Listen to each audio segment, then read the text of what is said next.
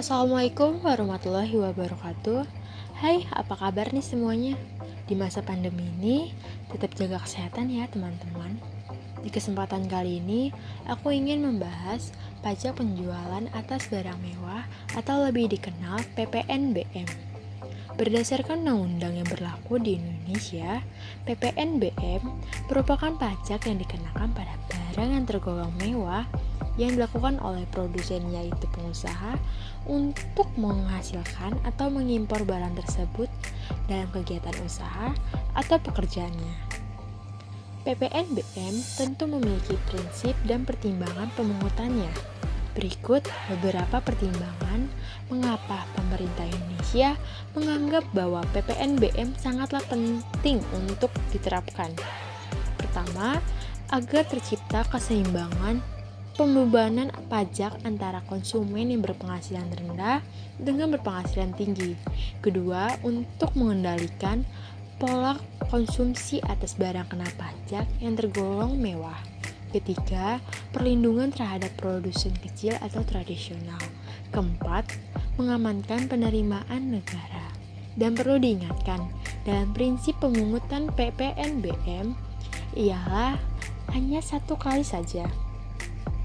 Teman-teman sudah tahu belum apa saja yang termaksud barang-barang kena pajak yang tergolong mewah dan harus dikenai PPNBM? Kalau belum, di sini aku akan memberitahu apa saja ya yang termaksud. Barang yang bukan merupakan barang kebutuhan pokok seperti nasi, susu, kedelai, gandum, dan lain-lain. Lalu, barang yang hanya dikonsumsi oleh masyarakat tertentu. Selanjutnya, barang yang hanya dikonsumsi oleh masyarakat berpenghasilan tinggi dan secara tidak langsung untuk menunjukkan status atau kelas sosial. Selanjutnya ada tarif pajak penjualan atas barang mewah. Menurut pasal 8 Undang-Undang Nomor 42 Tahun 2009, tarif pajak penjualan atas barang mewah ditetapkan paling rendah 10% dan paling tinggi sebesar 200%. Lalu, pengelompokan tarif PPNBM seperti yang telah disebutkan, tarif PPNBM sepenuhnya diatur dalam PMK dan ditentukan berdasarkan klasifikasi barang-barang kena pajak mewah. Secara umum, tarif PPNBM dibagi menjadi dua, yaitu tarif PPNBM kendaraan bermotor. Ini diatur dalam PMK nomor 33 tahun 2017. Kedua, tarif PPNBM non kendaraan bermotor.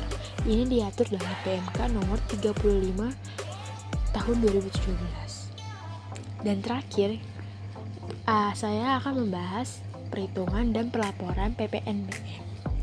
Pajak penjualan atas barang mewah dihitung dengan cara mengalihkan persentase tarif PPNBM dengan nilai dasar pengenaan pajak. Sedangkan untuk membuat laporannya harus menggunakan formulir SPT masa PPNS 1111 selama masih berada dalam satu periode pajak yang sama. Pajak penjualan atas barang mewah tersebut dapat dilaporkan bersama dengan PPN dan PPN impor. Pelaporan pajak barang mewah ini harus segera dilakukan paling lama pada akhir bulan berikutnya setelah tanggal faktur dibuat. Setelah membahasnya, kita menjadi lebih paham nih mengenai PPNBM. Udah di ujung waktu nih sepertinya. Terima kasih atas perhatiannya. Wassalamualaikum warahmatullahi wabarakatuh.